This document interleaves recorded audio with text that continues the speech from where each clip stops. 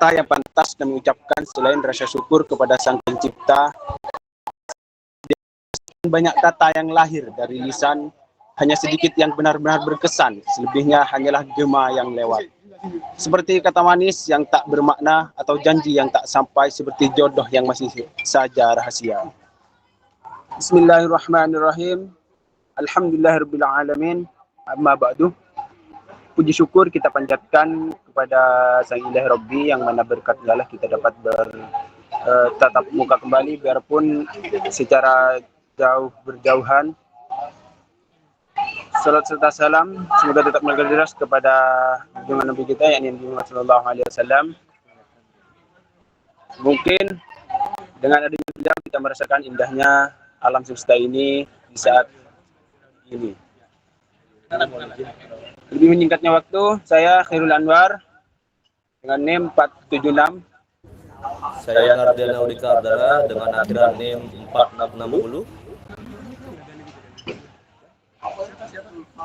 Saya Farul Godes Pareki dengan NIM 244. Saya Riki Sukma dengan NIM akhiran 053. Saya Miranda Kusuma akhir 8. Saya Butur Aditya dengan NIM akhir 253. Dan saya Karina Arnesa Kaprastyo dengan NIM akhir 497.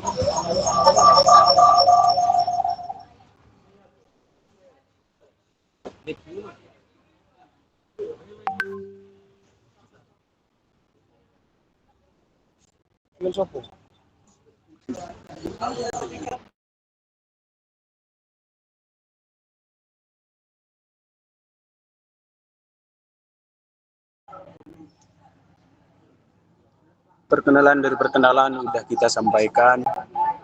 Mungkin sudah saatnya kita beralih ke pemaparan materi.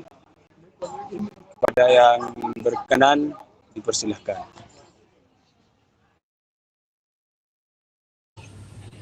Nah, oke, baik. Di sini saya akan menjelaskan tentang gender.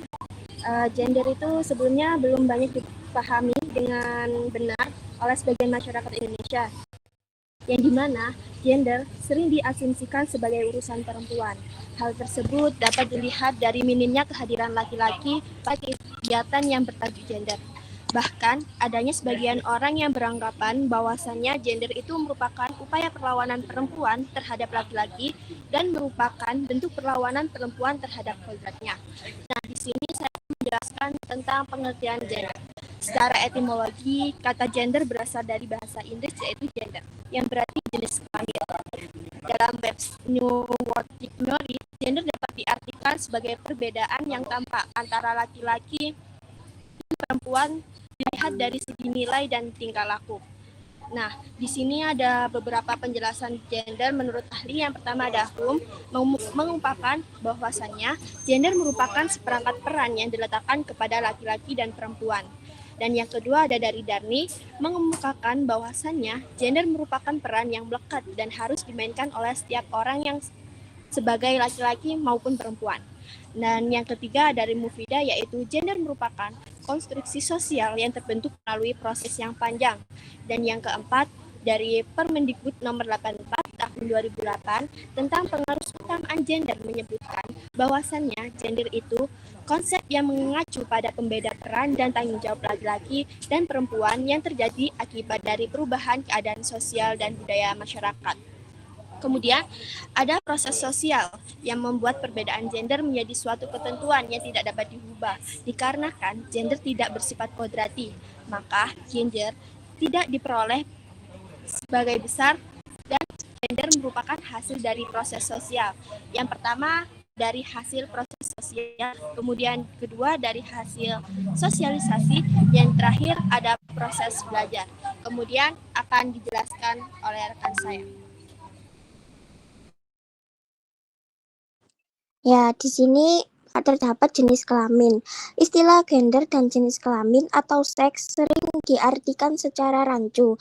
Istilah seks dalam Kamus Bahasa Indonesia berarti jenis kelamin yang lebih banyak berkonsentrasi kepada aspek biologi seseorang, meliputi Perbedaan komposisi kimia dan hormon dalam tubuh, anatomi fisik, reproduksi, dan karakteristik biologis lainnya. Sedangkan gender lebih banyak berkonsentrasi kepada aspek sosial, budaya, psikologis, dan aspek-aspek non-biologis lainnya. Dan perbedaan seks dan gender.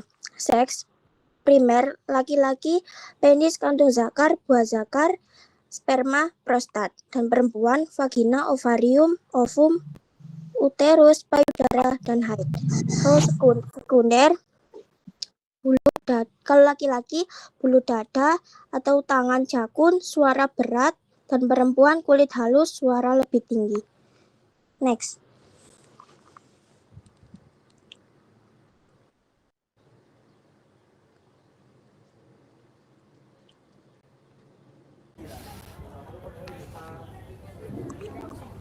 Oke, selanjutnya yaitu ideologi patriarki dan konstruksi gender. Jadi dari definisi patriarki yaitu adanya sistem kekeluargaan yang dianut oleh sebagian besar masyarakat di dunia. Di sini memiliki prinsip yaitu dominasi laki-laki yang membentuk struktur dan sistem ideologi yang dominan, yang secara dominan. Lalu menempatkan laki-laki di posisi superior, yaitu yang mendominasi, dan perempuan di posisi subordinat. Hegemoni patriarki yaitu adanya sistem patriarki yang menyebabkan proses hegemoni oleh laki-laki terhadap seorang perempuan. Lalu terdapat ideologi patriarki yang terinternalisasi dalam pikiran dan perasaan perempuan sendiri sehingga mereka itu mereka meniru nilai-nilai patriarki. Selanjutnya mereka itu memaksa perempuan untuk menerima ideologi feminim yang merendahkan status mereka sendiri. Selanjutnya adanya ideologi ini menembus kehidupan sehari-hari dan menjadi common sense yang menyebabkan internalisasi pada pihak subordinat. Selanjutnya adanya contoh dalam konteks Jawa dan Indonesia. Di Jawa, perempuan dituntut patuh kepada laki-laki, seperti bapak, saudara, ataupun suami. Selanjutnya, perempuan ideal diharapkan bersifat lemah lembut, hormat, dan patuh. Di Indonesia sendiri, perempuan dianggap the second sex yang perlu dilindungi laki-laki. Selanjutnya, sebagai imbalan perlindungan dari nafkah, perempuan diharapkan tunduk dan mendukung laki-laki. Selanjutnya, kesepahaman ini bisa menghilangkan terkait kesadaran perempuan akan dominasi laki-laki.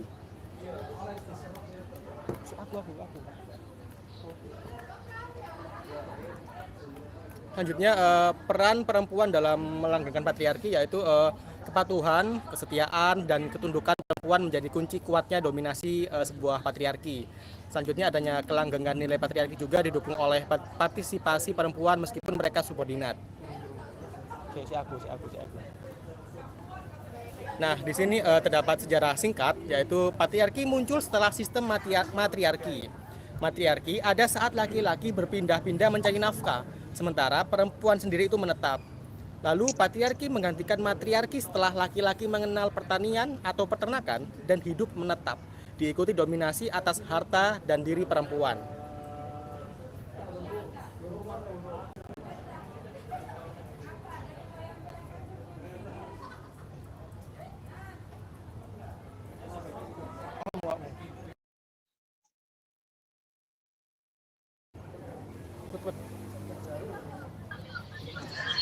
Selanjutnya adalah bentuk ketidakadilan gender.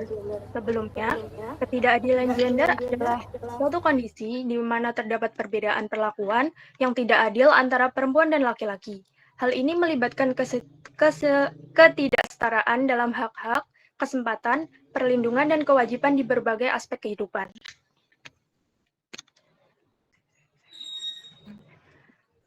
Bentuk ketidakadilan gender menurut Nugroho yaitu ada 1. Subordinasi, yang mana adalah pandangan yang menganggap peran satu jenis kelamin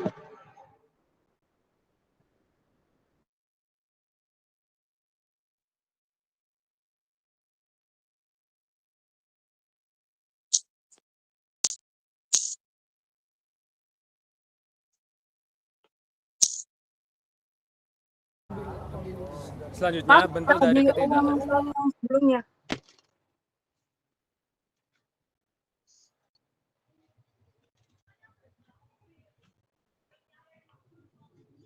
slide yang sebelumnya. Pertama yaitu ada subordinasi, yang mana adalah pandangan yang menganggap peran atau jenis kelamin lebih rendah dari yang lain. Misalnya, perempuan yang sering dianggap terlalu emosional dan tidak mampu memimpin sehingga mereka ditempatkan pada posisi yang kurang penting dalam berbagai bidang. Yang kedua ada marginalisasi atau peminggiran, adalah proses di mana seseorang atau kelompok dipinggirkan karena perbedaan atau jenis kelamin yang sering menyebabkan mereka menjadi miskin atau kurang berdaya. Marginalisasi ini bisa terjadi di rumah, masyarakat, budaya, bahkan di tingkat negara, tidak hanya di tempat kerja. Lalu ada yang ketiga, beban ganda, yang terjadi ketika satu jenis kelamin, biasanya perempuan, harus menanggung lebih banyak pekerjaan dibandingkan yang lain. Perempuan sering dianggap bertanggung jawab mengurus rumah tangga, sehingga mereka harus bekerja lebih lama dan lebih berat di urusan domestik dibanding dengan laki-laki. Next.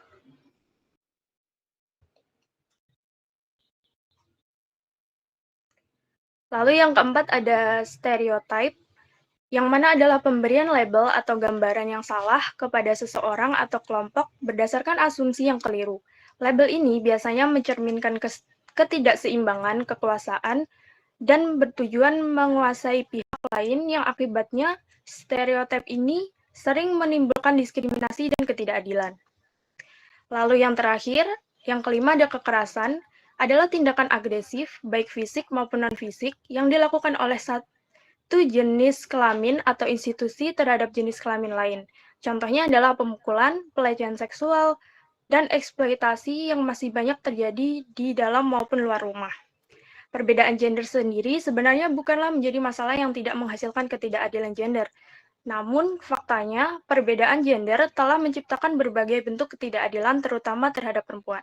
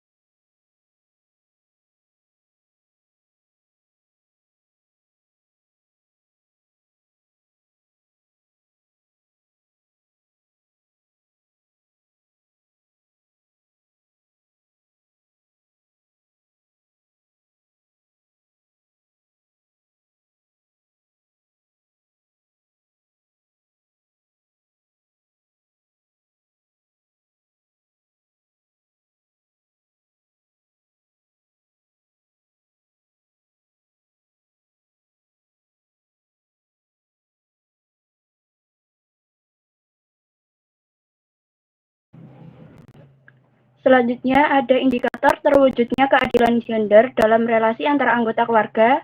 Yang pertama yaitu partisipasi aktif seluruh anggota keluarga dalam perumusan, pengambilan keputusan, perencanaan kegiatan keluarga. Nah, dari sini seluruh anggota keluarga, baik laki-laki maupun perempuan, berperan sama dalam menentukan keputusan penting keluarga.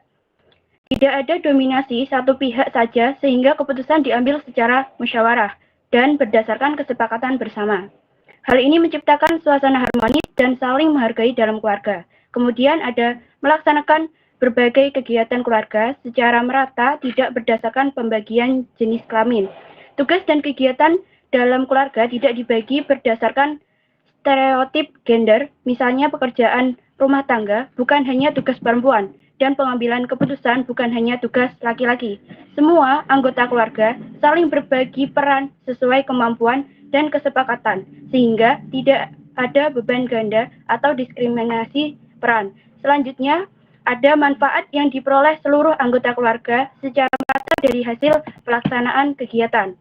Semua anggota keluarga mendapatkan manfaat yang adil dari setiap kegiatan yang dilakukan bersama, baik serupa kesejahteraan, pengetahuan, maupun dukungan emosional. Tidak ada pihak yang dirugikan atau diabaikan haknya dalam menikmati hasil usaha keluarga. Yang terakhir ada akses dan kontrol seluruh anggota keluarga dalam berbagai sumber daya manusia maupun sumber daya alam yang menjadi aset keluarga. Setiap anggota keluarga memiliki hak yang sama untuk mengakses dan mengontrol sumber daya keluarga, seperti hak waris, pendidikan, jaminan kesehatan, dan hak reproduksi. Tidak ada diskriminasi dalam memperoleh hak-hak dasar tersebut, sehingga tercipta keadilan dan kesehatan dalam keluarga. Bisa next.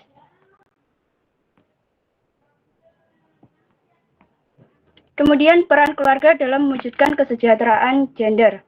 Baik laki-laki dan perempuan dalam keluarga memiliki kedudukan yang sama.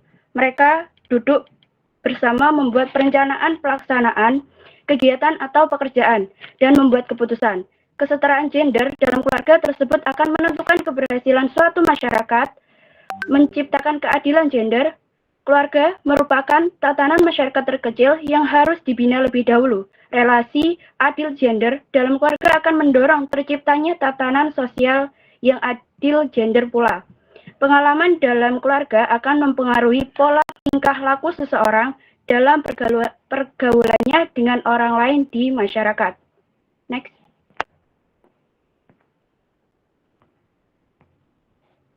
PUG dalam pendidikan dan perubahan wawasan gender. PUG dilaksanakan dalam segala bidang kehidupan. Penanaman konsep gender ini merupakan bagian kegiatan PUG bidang pendidikan di perguruan tinggi. Gender harus dipahami dengan benar untuk mewujudkan kesetaraan dan keadilan gender. Diharapkan terjadi perubahan wawasan seperti skema di samping ini. Bagian tersebut menggambarkan tahapan perubahan wawasan seseorang terhadap isu gender, mulai dari tidak peka hingga menjadi sangat responsif terhadap keadilan gender. Yang pertama ada buta gender, di mana kondisi seseorang sama sekali tidak memahami atau menyadari adanya isu dan ketidakadilan gender di sekitarnya. Orang dalam tahap ini tidak memperhatikan adanya perbedaan perlakuan antara laki-laki dan perempuan. Kemudian bias gender, kondisi di mana seseorang memiliki pandangan atau sikap yang memihak salah satu jenis kelamin, biasanya karena pengaruh budaya, tradisi, atau lingkungan. Orang yang bias gender cenderung menganggap peran laki-laki dan perempuan memang harus berbeda secara mutlak. Selanjutnya yaitu netral gender.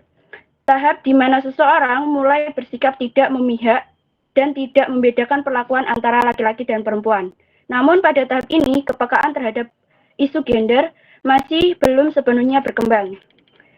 Selanjutnya, sensitif gender. Kondisi di mana seseorang mulai peka dan menyadari adanya ketidakadilan atau diskriminasi gender. Orang pada tahap ini sudah mulai memahami pentingnya kesetaraan dan keadilan gender dalam kehidupan sehari-hari. Yang terakhir, ada responsif gender. Tahap paling tinggi di mana seseorang tidak hanya peka, tetapi juga aktif mengambil tindakan untuk mendukung dan mewujudkan kesetaraan gender. Orang yang responsif gender akan berusaha menghilangkan diskriminasi dan memperjuangkan keadilan bagi semua gender. Bagian ini menunjukkan bahwa perubahan wawasan gender adalah proses bertahap. Seseorang bisa berkembang dari tidak tahu yang buta gender menjadi netral, kemudian sensitif, hingga akhirnya responsif dan aktif memperjuangkan keadilan gender. Proses ini penting untuk menciptakan masyarakat yang adil dan setara bagi semua. Proses belajar dapat mengubah seseorang yang tidak memiliki wawasan gender maupun yang bersikap bias gender menjadi seseorang yang memiliki kepekaan terhadap gender. Mengubah seseorang yang bias gender lebih sulit daripada seseorang yang buta terhadap gender. Membentuk lebih mudah daripada mengubah. Kepekaan seseorang terhadap kondisi-kondisi yang menunjukkan bias dan kepincangan gender akan menuntun seseorang untuk memiliki sikap peduli sehingga bertindak untuk meluruskannya. Next.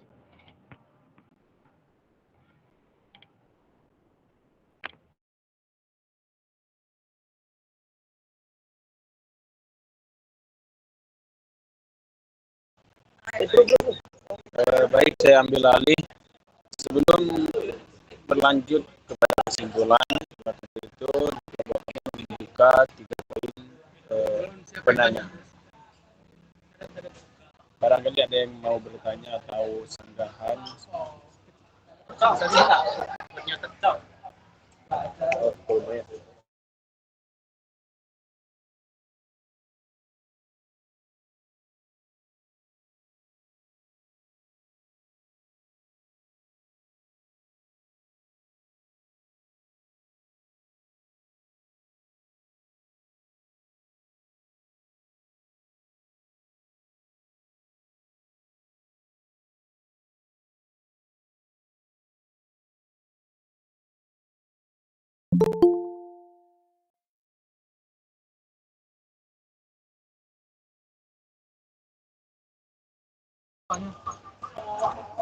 Barangkali ada yang mau bertanya.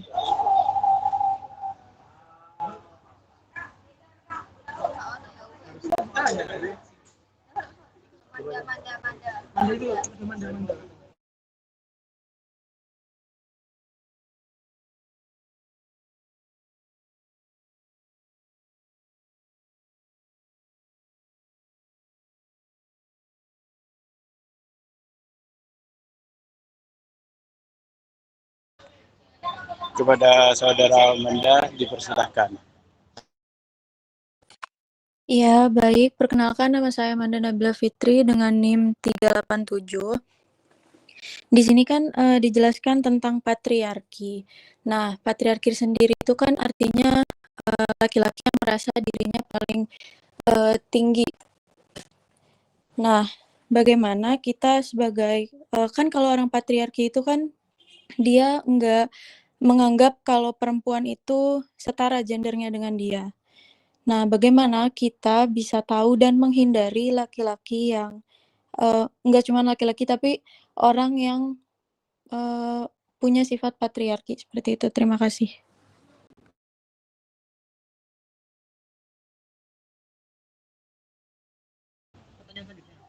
Oke, terima kasih kepada Anda. Beralih ke penanya selanjutnya.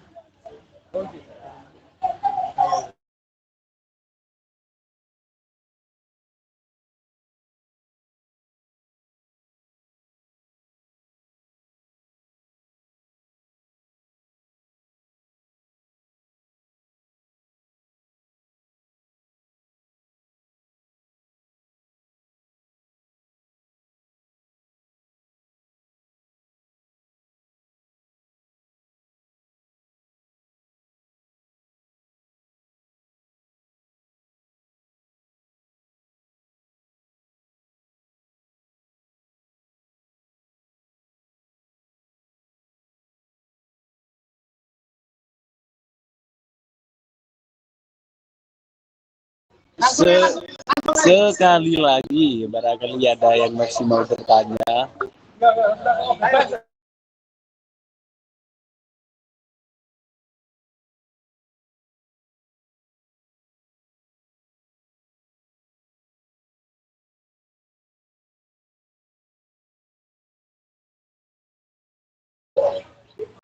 Kepada Muhammad Deva, bisa langsung.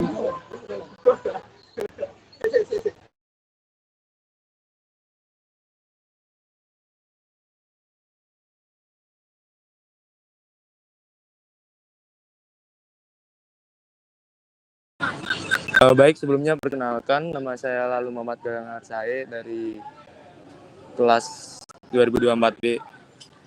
Berbicara mengenai gender, tentunya di era modern saat ini kan di Indonesia kan sudah adanya dengan kesetaraan gender, yang dimana itu peran dan hak antara laki-laki dan perempuan itu setara. Nah, jika kita berpikir sebaliknya, itu kan bisa menciptakan ketidaksetaraan baru terhadap kelompok yang sebelumnya dominan, yaitu laki-laki. Nah, pertanyaan saya, bagaimana cara mewujudkan kesetaraan gender tanpa menciptakan ketidaksetaraan baru terhadap kelompok yang sebelumnya itu dominan, yaitu laki-laki? Mungkin itu aja. Terima kasih.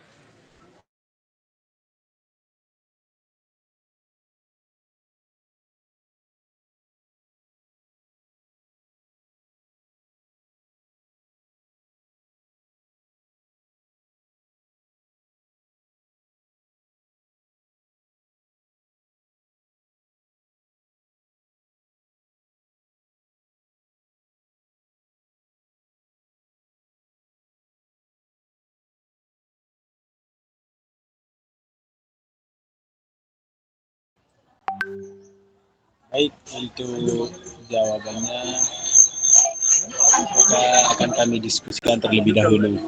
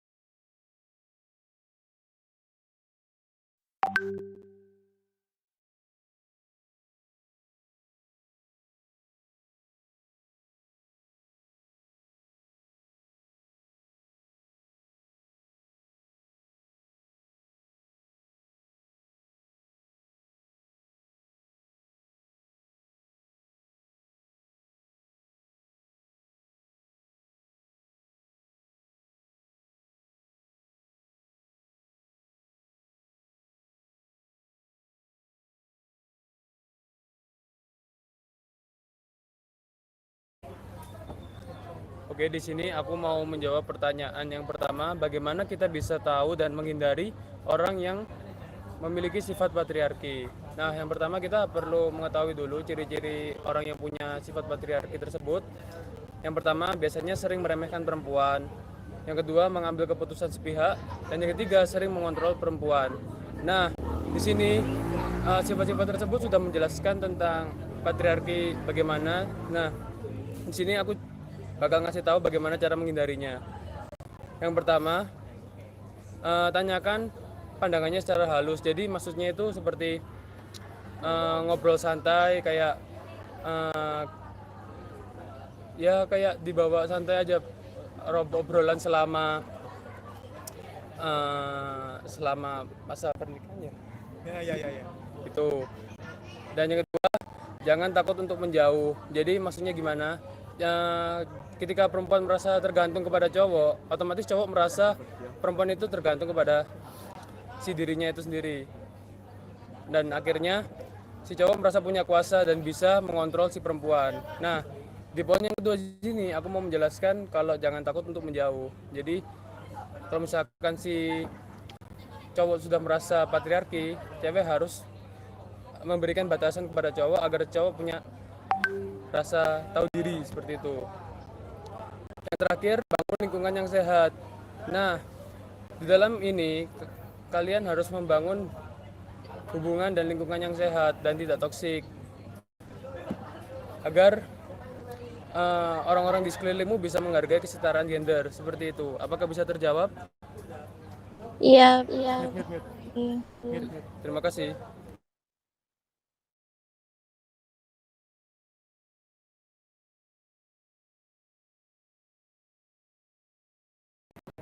Oke teman-teman, jadi aku mau menjawab untuk pertanyaan yang kedua. Jadi cara mewujudkan kesetaraan gender tanpa menimbulkan ketidaksetaraan baru atau mengubah peran dominan laki-laki secara drastis memerlukan pendekatan yang menurut saya yang seimbang. Jadi kayak yang pertama itu fokus pada kesetaraan kesempatan, bukan pada hasil. Dengan cara pastikan semua gender itu memiliki akses yang sama, entah ke pendidikan, pekerjaan, atau yang lain. Misal nih, saya kasih contoh, dalam perekrutan kerja, gunakan kriteria berbasis kompetensi, bukan gender, sehingga laki-laki dan perempuan itu bersaing secara adil. Nah, mengapa hal ini penting? Karena mencegah perasaan bahwa satu gender dirugikan demi yang lain, demi menjaga harmoni sosial. Yang kedua, mungkin adanya dorongan kolaborasi, bukan kompetisi antar gender, dengan cara menciptakan ruang di mana laki-laki dan perempuan itu bekerja bersama untuk tujuan yang sama, seperti proyek komunitas atau tim kerja yang secara inklusif. Contohnya nih, dalam keluarga, kita ajak laki-laki dan perempuan mendiskusikan pembagian tugas rumah tangga berdasarkan kemampuan dan waktu, bukan stereotip gender seperti kalau cewek masak, kalau cowok kerja, bukan hanya begitu. Terus selanjutnya adalah edukasi tentang manfaat kesetaraan untuk semua, dengan cara menekankan bahwa kesetaraan gender itu menguntungkan laki-laki juga, seperti mengurangi tekanan untuk selalu menjadi pencari nafkah utama atau memungkinkan laki-laki mengambil peran pengasuhan anak. Contohnya nih, seperti adakan kampanye atau diskusi yang menyoroti bagaimana fleksibilitas peran gender meningkatkan kesejahteraan keluarga secara keseluruhan. Oke, untuk saudara Galang, apakah sudah paham? Sudah jelas Kak, terima kasih. Oke, terima kasih.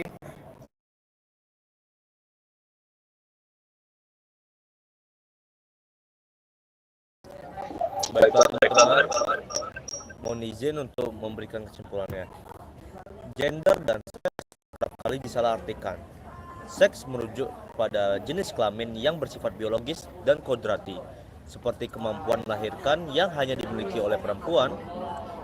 Gender merupakan konstruksi sosial yang menetapkan peran dan perilaku berdasarkan jenis kelamin. Misalnya peran merawat anak yang secara umum dilekatkan pada perempuan.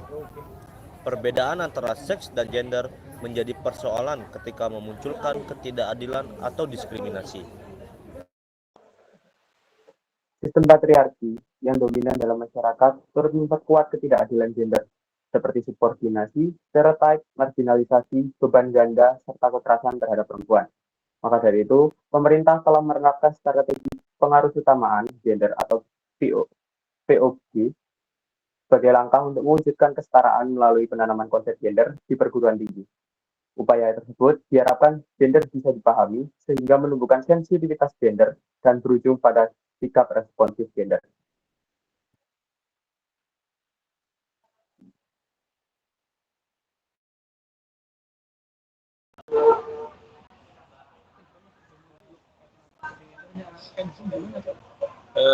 Baik, saya ambil alih. Demikianlah yang dapat kami sampaikan. Jika ada kebaikan di dalamnya, yakinlah itu datang dari bimbingannya. Jika ada kekurangan, itu murni dari keterbatasan kami sebagai manusia yang sedang belajar. Sebab, sehebat apapun kata-kata, tetap tak mampu menandingi makna dari pemahaman yang tumbuh bersama. Terima kasih atas perhatian dan waktunya. Semoga apa yang tersampaikan hari ini tak hanya lewat, tapi sempat tinggal di hati meski sebentar. Wassalamualaikum warahmatullahi wabarakatuh. Waalaikumsalam warahmatullahi wabarakatuh. Waalaikumsalam warahmatullahi wabarakatuh.